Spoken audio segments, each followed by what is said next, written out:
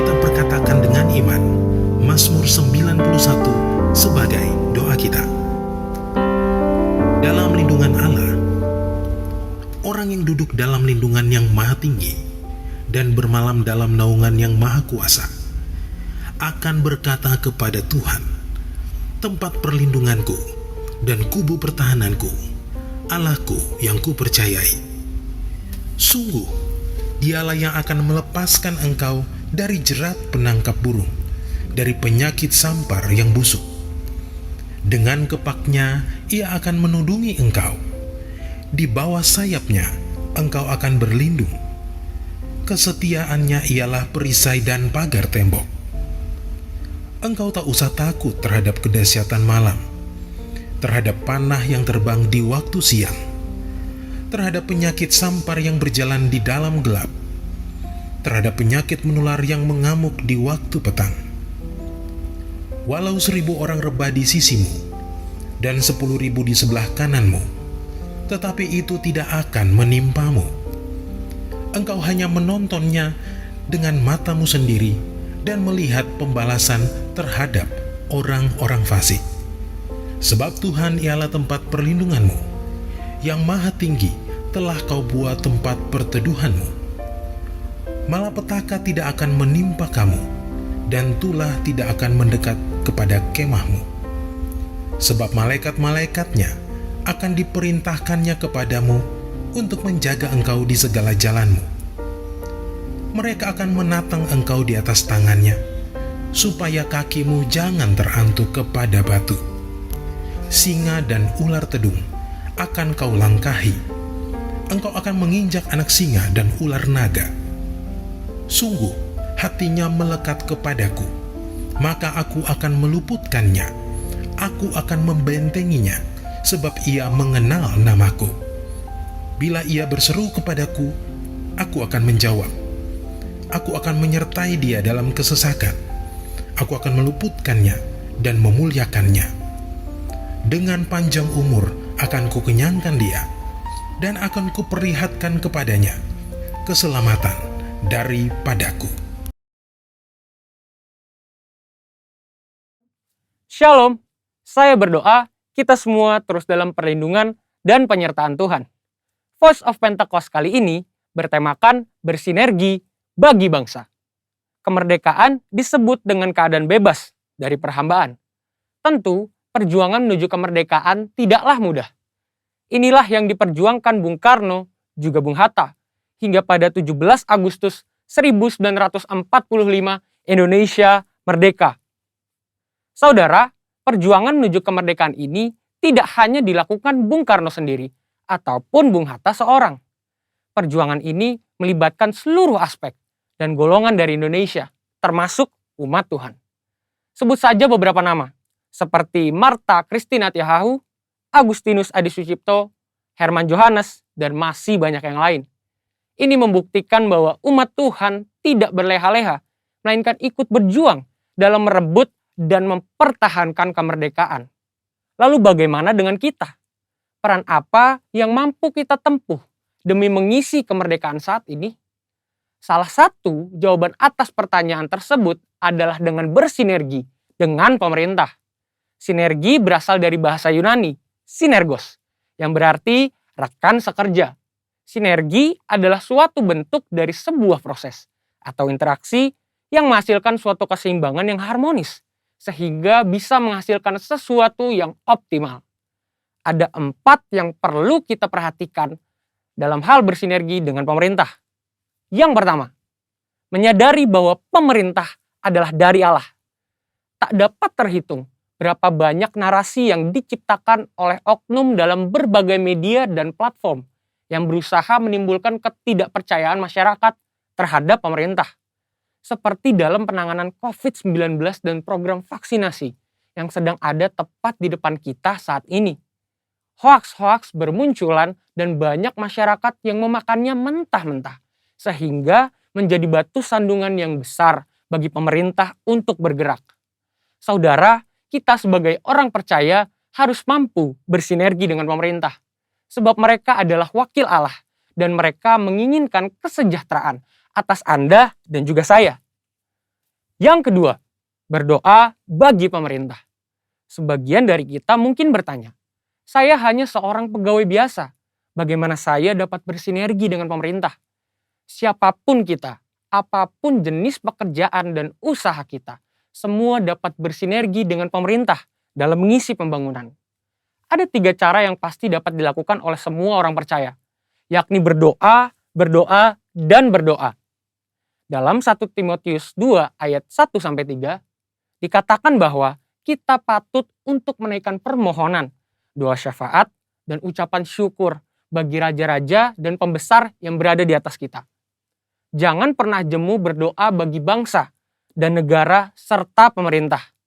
Justru di masa-masa yang genting seperti inilah, kita semakin gencar, tekun, dan semangat mendoakan pemerintah dalam perang melawan penyakit COVID-19 serta resesi ekonomi secara global. Kita percaya bahwa setiap doa-doa kita bagi bangsa, negara, dan pemerintah yang kita sampaikan kepada Bapa di sorga tidak akan pernah sia-sia. Dan yang ketiga, berikan bagian kita. Dalam Matius 22 ayat 21, kita mendapati sebuah ajaran Tuhan Yesus yang sangat menarik tentang kewajiban kita terhadap pemerintah. Tuhan katakan, berikanlah kepada kaisar apa yang wajib kamu berikan kepada kaisar, dan kepada Allah apa yang wajib kamu berikan kepada Allah. Tuhan mengajarkan bahwa tidak patut bagi umat Tuhan yang taat kepada Tuhan untuk tidak menolong pemerintah. Pemerintah dalam membangun bangsa dan mewujudkan kesejahteraan rakyatnya tentu membutuhkan modal pembangunan, dan salah satu sumber pendapatan yang besar adalah pembayaran pajak. Maka dari itu, dengan membayar pajak, kita sedang bersinergi dengan pemerintah kita. Yang keempat, investasi demi kemajuan. Selain dari pendapatan pajak, modal pembangunan juga diperoleh pemerintah dari investasi. Pemerintah sedang mendorong warga negara Indonesia untuk melakukan investasi. Itu sebabnya sekarang ini kita menemukan banyak sekali aplikasi yang memudahkan masyarakat untuk melakukan investasi, bahkan dengan modal awal yang sangat kecil dan dapat dijangkau oleh semua kalangan. Melalui investasi, kita turut serta membiayai pembangunan di sektor infrastruktur dan industri lainnya. Demikian investasi dapat dilakukan dengan sederhana, namun memiliki dampak yang sangat luas. Demikian saudara, bagian kita dalam mengisi kemerdekaan bukan lagi dengan bersusah payah melawan penjajah, tetapi dengan sinergi yang baik antar kita dan pemerintah. Saudara, untuk penjelasan lebih lengkapnya dari tim teologi kami, silakan buka link yang ada di atas atau scan QR Code yang tersedia. Salam integritas, Tuhan Yesus memberkati.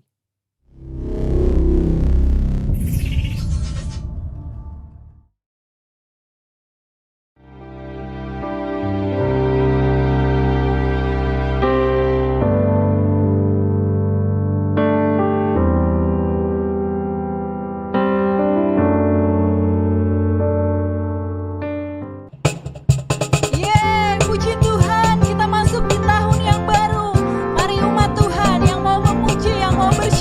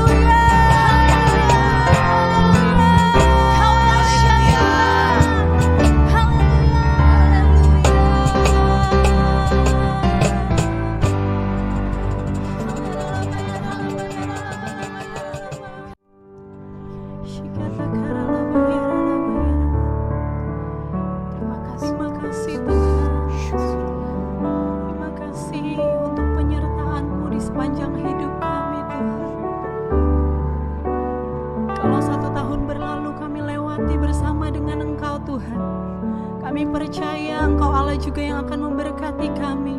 Engkau Allah yang akan menolong kami di sepanjang tahun ini ya Tuhan Yesus. Sebab kami tahu setiap musim hidup kami hanyalah bersama dengan Engkau Tuhan. Terima kasih Tuhan Yesus.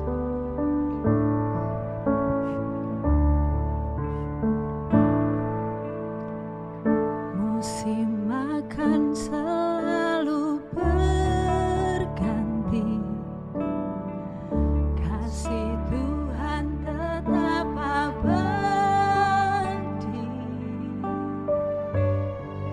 tak akan berubah sampai selamanya. Ku tetap percaya, ku yakin Tuhan memberkati, ku yakin Tuhan melindungi, burung di udara Tuhan pelihara karena kasih-Nya. Tuhan selalu menolongku, selalu menjagaku,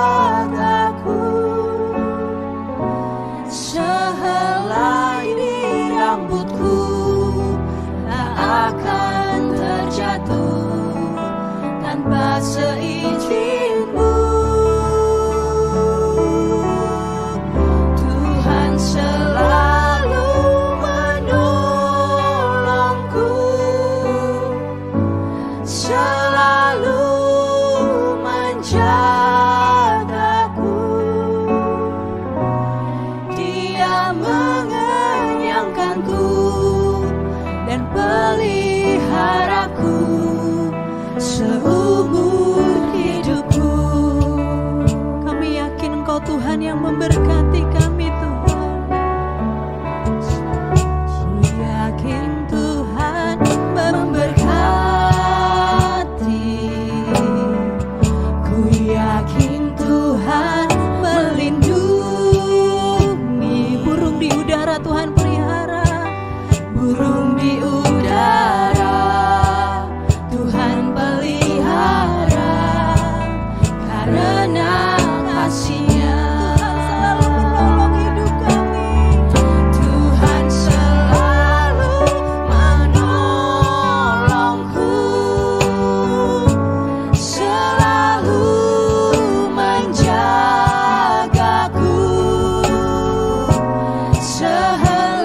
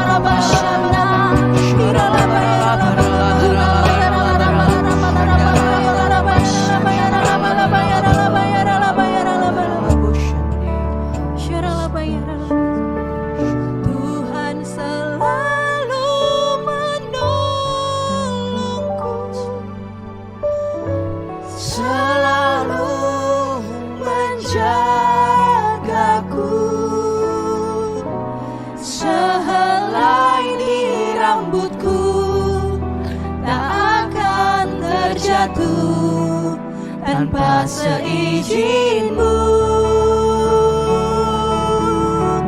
Tuhan selalu menolongku,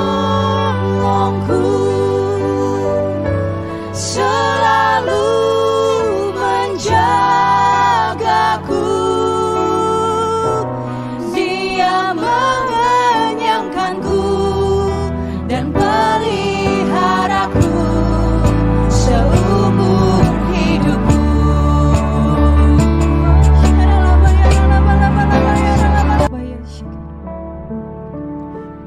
Kami mau siapkan hati kami lebih lagi. Kami mau mendengarkan firman-Mu, Tuhan Yesus. Biar Tuhan Engkau yang terus bekerja di dalam hidup kami, Tuhan. Biar kesetiaan-Mu itulah yang selalu menyertai hidup kami, ya Bapa. Terima kasih Tuhan. Bapa, Kau setia. Bapa, Kau mulia. Tenanglah jiwaku, aman bersamamu.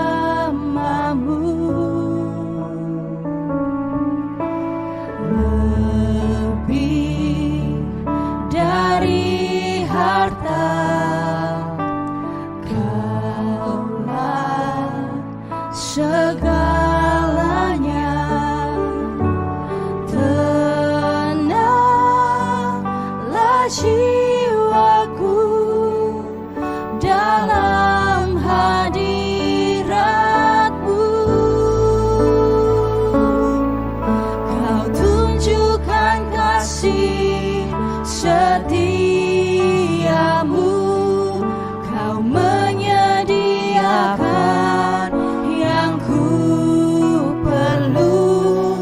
Kau setia, Kau mulia, dulu, sekarang, dan selamanya. Kau tunjukkan kasih setia-Mu. Kau menyediakan yang ku perlu. Kau setia, Kau mulia, Bapa, Kau setia. Lebih dari harta kami, Tuhan.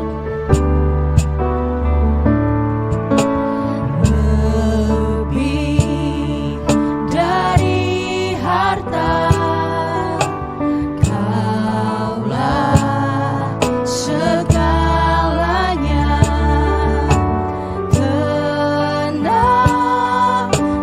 jiwaku dalam hadirat-Mu. Kau tunjukkan kasih setia-Mu. Kau menyediakan yang ku perlu. Kau setia, Kau mulia, dulu, sekarang, dan selamanya. Kau tunjukkan kasih setia-Mu. Kau menyediakan yang ku perlu. Kau setia, Kau mulia, Bapa, Kau setia. Ini iman kami, Tuhan. Biar bibir kami, biar hidup kami hanya untuk memuliakan nama-Mu, Tuhan. Mari lebih lagi katakan, tunjukkan kasih setia-Mu. Kau menyediakan yang ku perlu. Kau setia, Kau mulia,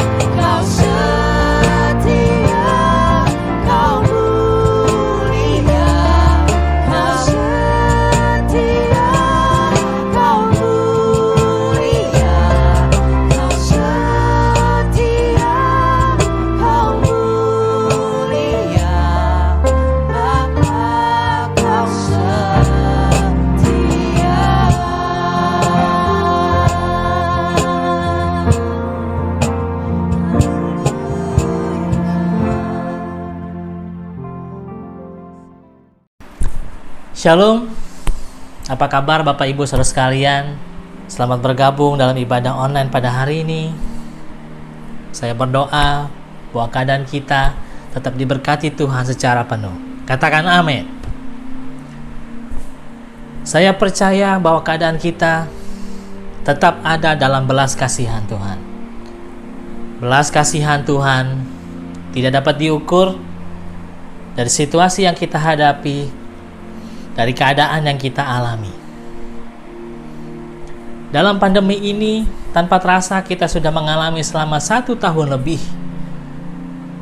Bahkan ditambah lagi beberapa bulan yang lalu dengan masuknya virus varian baru yang membuat begitu banyak orang semakin lebih takut, khawatir, kesedihan karena kehilangan orang-orang yang kita kasihi, menderita sakit COVID, kehilangan pekerjaan, kesulitan berusaha, dan banyak halan lagi di mana yang tidak pernah kita harapkan terjadi dalam kehidupan kita. Namun saya mau mengatakan pada hari ini bahwa kasih Tuhan tidak pernah berubah dari dulu, sekarang, hingga sampai selamanya. Dia tetap Allah yang mengasihi kita.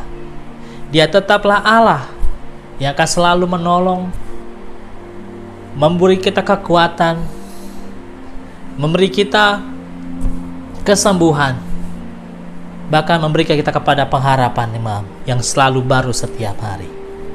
Saya teringat pada waktu di bulan Juni di mana saya mendapatkan sakit COVID-19, dan saya pun tidak pernah menyangka dari mana penyakit itu bisa saya alami. Sebagai manusia, saya sadari saya masih merasakan kelemahan. Saya merasakan penyakit itu, saya rasakan tidak nyaman bagi saya, membuat saya sulit untuk tidur, membuat saya bahkan sulit untuk berdoa. Bahkan terbesit dalam hati saya berkata, Tuhan, kenapa ini masih terjadi dalam kehidupan saya? Bukankah saya sudah berusaha, sudah melakukan banyak hal, dan sudah percaya kepada Tuhan? Apakah iman saya masih kurang besar sehingga saya masih menderita sakit penyakit? Namun mengucap syukur bahwa Roh Kudus adalah Tuhan yang selalu ada bagi kita, saudara sekalian. Dia yang menghibur, dia yang menuntun, bahkan menguatkan kita dalam kelemahan kita. Roh Kudus itu juga yang terus mendorong saya untuk tetap bisa berusaha mengucap syukurlah dalam segala hal, baik suka dan duka. Tuhan itu tetap baik. Oleh karena itu pada pagi hari ini saya rindu untuk memberikan satu sharing firman Tuhan terambil dari Mazmur 136.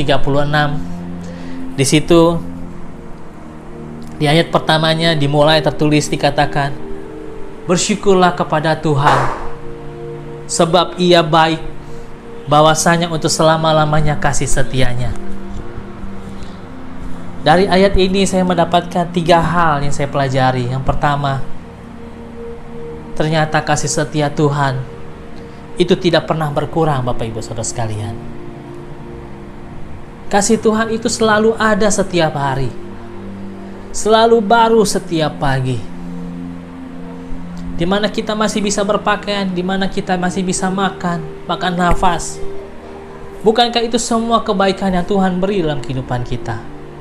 Sekalipun kita dalam keadaan terpuruk sekalipun, sama seperti saya waktu itu sakit, namun Tuhan masih saya rasakan kebaikan daripada Tuhan, di mana ada umat Tuhan, rekan-rekan Tuhan, keluarga kita yang masih mendoakan saya, masih membantu dengan pertolongan, bantuan kepada saya. Bukankah itu semua adalah kebaikan yang Tuhan beri kepada saya? Oleh karena itu saya yakin, Bapak Ibu Saudara sekalian, bahwa ayat ini bahwa benar-benar dinyatakan dalam kehidupan kita, bahwa kasih Tuhan itu tidak pernah berkurang.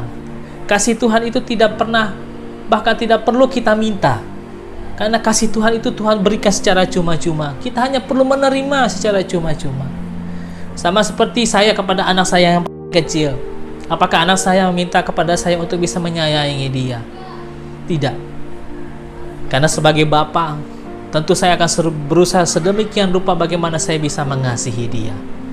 Oleh karena itu, sama seperti firman Tuhan tertulis dalam 2 Korintus 1 ayat 3 dikatakan, terpujilah Allah Bapa Tuhan kita Yesus Kristus, Bapa yang penuh belas kasihan dan Allah sumber segala penghiburan. Dialah sumber segala hal yang baik dalam kehidupan kita. Bahkan firman Tuhan, berbahagialah mereka yang sedih hatinya, karena mereka akan diberikan penghiburan. Justru di saat keadaan kita dalam keadaan tertekanlah, justru kita boleh menyadari semakin nyata kasih Tuhan dalam kehidupan kita. Oleh karena itu, percayalah bahwa kita memiliki Allah yang tidak pernah meninggalkan kita. Karena Allah kita adalah Allah yang memerdekakan kita.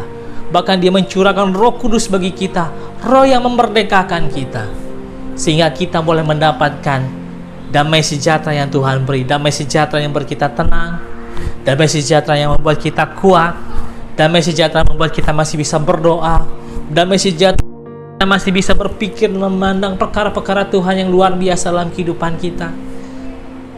Percayalah Bapak Ibu Saudara sekalian, bahwa Tuhan tidak pernah meninggalkan kita. Dari ayat ini kita bisa melihat betapa baiknya dan besarnya Tuhan, kasih-Nya kepada kita.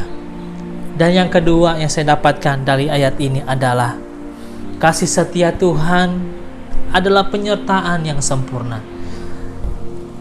Di dalam Mazmur 136 ayat 2 dan 3 dikatakan, bersyukurlah kepada Allah, bersyukurlah kepada Allah segala Allah, bahwasanya untuk selama-lamanya kasih setia-Nya. Bersyukurlah kepada Tuhan segala Tuhan, bahwasanya untuk selama-lamanya kasih setia-Nya. Di sini ada ditekankan tentang Allah segala Allah, Tuhan segala Tuhan. Itu menggambarkan tentang identitasnya sebagai Tuhan. Itu menggambarkan tentang Allah, kealahannya, kemahakuasaannya yang Dia nyatakan bagi kita. Justru karena Dia Allah, Dia mengasihi kita Bapak Ibu Saudara sekalian. Maka saya melihat ada dua hal dari ayat ini. Ini membuktikan identitasnya sebagai sumber kebaikan. Ini membuktikan bahwa Dia adalah Allah yang selalu merancangkan apa yang baik, selalu merancangkan yang terbaik bagi kehidupan kita. Tuhan tidak pernah merancangkan apa yang mendatangkan kecelakaan. Bahkan saya percaya Dialah yang selalu yang akan berikan kita hidup dalam pengharapan. Bahkan di dalam Mazmur yang lain dikatakan bahwa Tuhan yang menjaga keluar masuk kita, Tuhan yang memelihara nyawa kita. Bahkan siang tidak akan menyakiti kita, bahkan bulan tidak akan menyakiti kita. Oleh karena apa? Karena Allah yang setia, Allah yang selalu menyertai kita.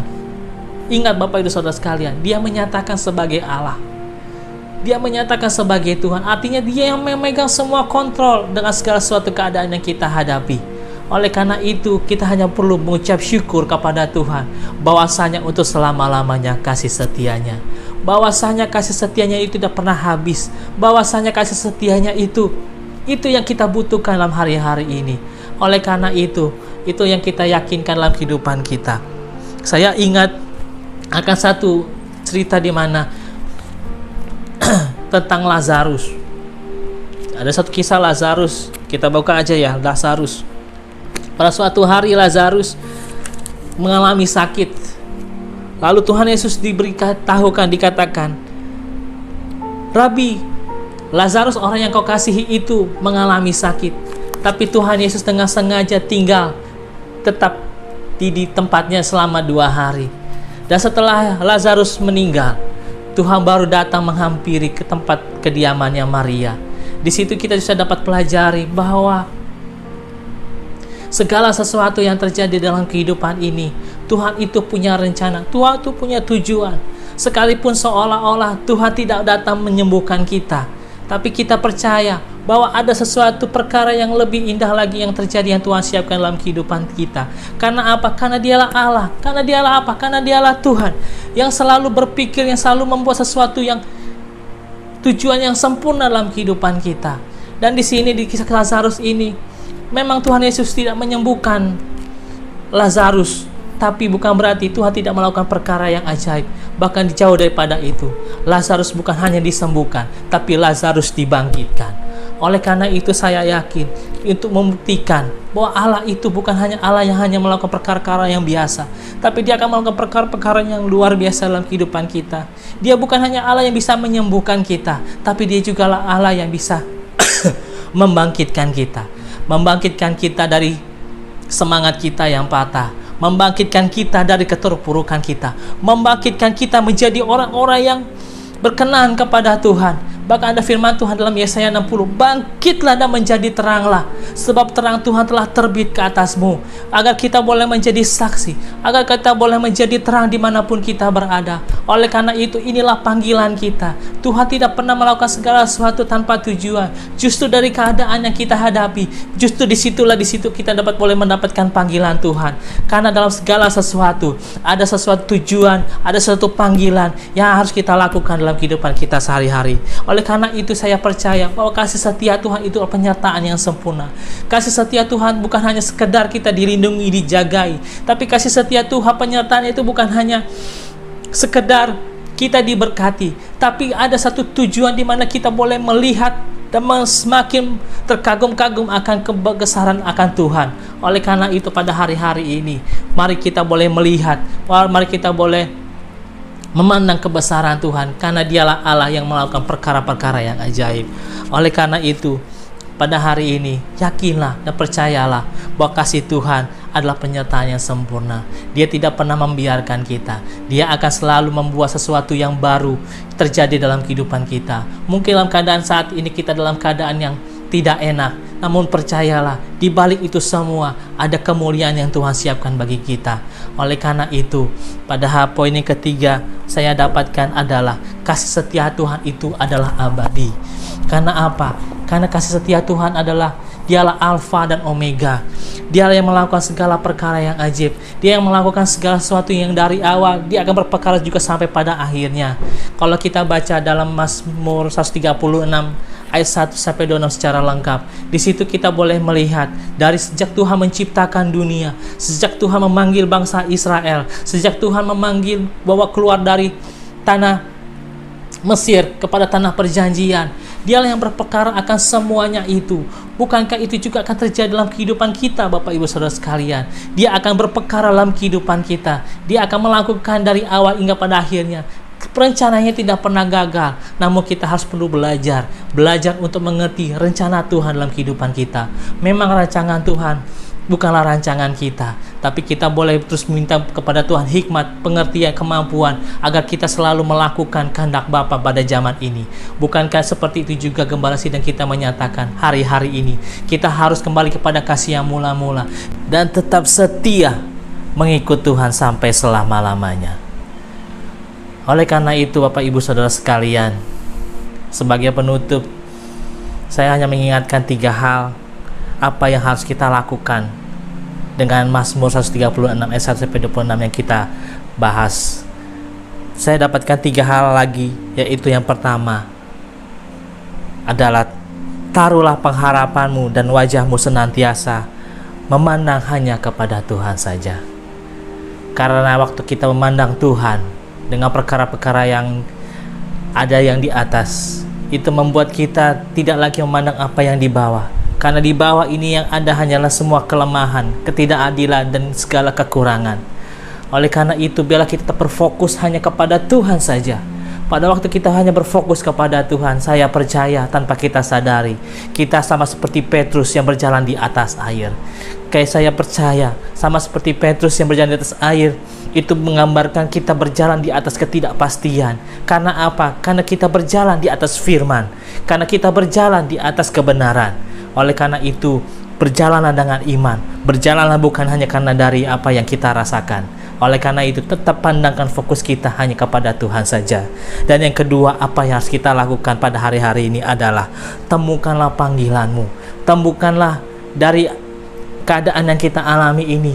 Kita buka mata kita, apa yang kita bisa dapat kita perbuat bagi lingkungan kita, bagi sekitar kita, bagi banyak jiwa-jiwa yang di luar sana. Apa yang bisa kita perbuat? Bukan hanya kasih Tuhan itu buat kita saja, tapi kasih Tuhan itu juga dapat kita salurkan kepada banyak orang. Karena kita percaya, bukankah kita dipanggil untuk menjadi saksi? Oleh karena itu, jadilah messenger of the third of Pentecost, di mana kita menjadi messenger Allah di Pentakosta ketiga saat ini. Oleh karena itu, temukanlah panggilanmu Bapak Ibu Saudara sekalian. Yang ketiga, apa yang harus kita lakukan adalah tetap setia kepada Tuhan hingga akhir hayatmu. Maka Dia Allah yang setia akan memenuhi segala keperluan kita. Oleh karena itu, saya percaya pada waktu kita setia, maka Allah yang setia, Dia akan melakukan apa yang jauh dari apa yang kita harapkan, jauh dari apa yang kita lihat, jauh dari apa yang timbul dalam hati kita. Itu akan disediakan bagi orang-orang yang mengasihi Dia. Oleh karena itu, saya hanya menutup dengan satu ayat di Mazmur 36 ayat 26. Bersyukurlah kepada Allah semesta langit, bahwasanya untuk selama-lamanya kasih setianya.